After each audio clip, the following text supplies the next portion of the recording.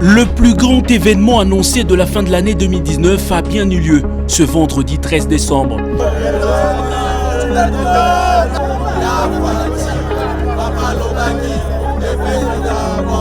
Devoir constitutionnel oblige, Félix-Antoine Tshisekedi est venu rendre compte de sa gestion de l'État en tant que garant de la nation aux parlementaires réunis en congrès.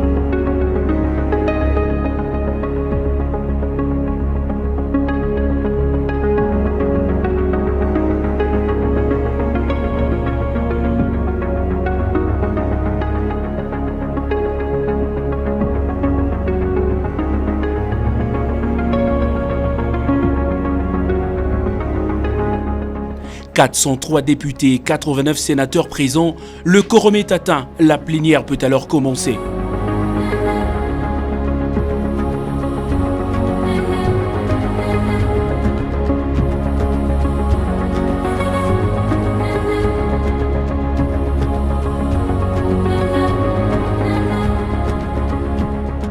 Il est midi passé de 25 minutes quand Félix-Antoine Tshisekedi débute son discours sur l'état de la nation, le premier depuis son élection.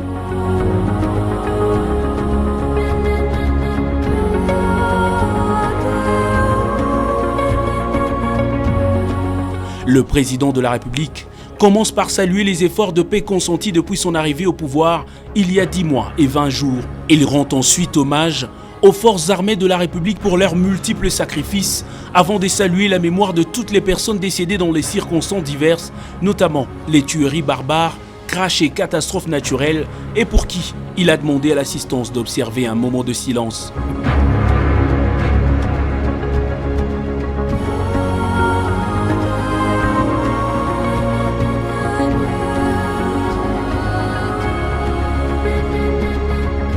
Vient alors le moment de décortiquer secteur après secteur les indices de gestion. Et c'est la politique, domaine locomotive, qui passe en premier. Le chef de l'État a salué la liberté d'expression et de manifestation à travers le pays, ainsi que l'accompagnement de confessions religieuses dans les moments déterminants de l'instauration de la démocratie dans le pays.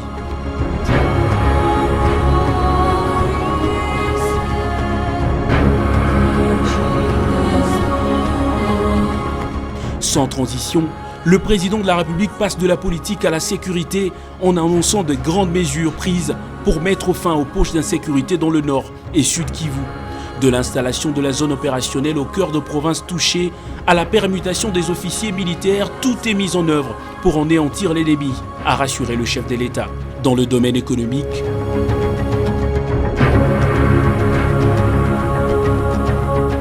Félix-Antoine Tshisekedi s'est dit déterminé à aider le gouvernement à renflouer les caisses de l'État afin de réunir le budget de 10 milliards voté au Parlement. Il promet de ce fait d'assainir l'environnement budgétaire en luttant efficacement contre la corruption et en élargissant l'assiette fiscale. Une autre grande décision annoncée, c'est la mise en place d'une juridiction pour juger les faits de corruption.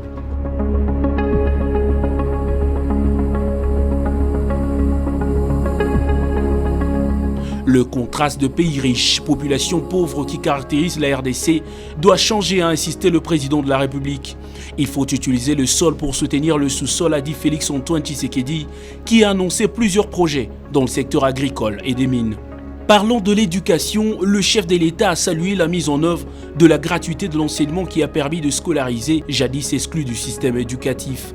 De l'acquisition du matériel médical pour les centres de santé du pays à la construction de logements sociaux, plusieurs projets annoncés ont déjà été réalisés dans divers secteurs.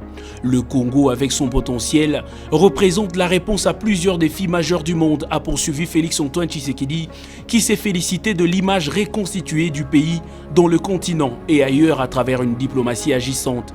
Pour les années à venir, le 5e président de la RDC veut faire de l'armée congolaise une armée puissante. Il veut également réviser le plan de la réforme de la police afin d'avoir une police véritablement républicaine. Son autre objectif immédiat, améliorer le système fiscal et construire une économie forte grâce à l'amélioration du climat des affaires.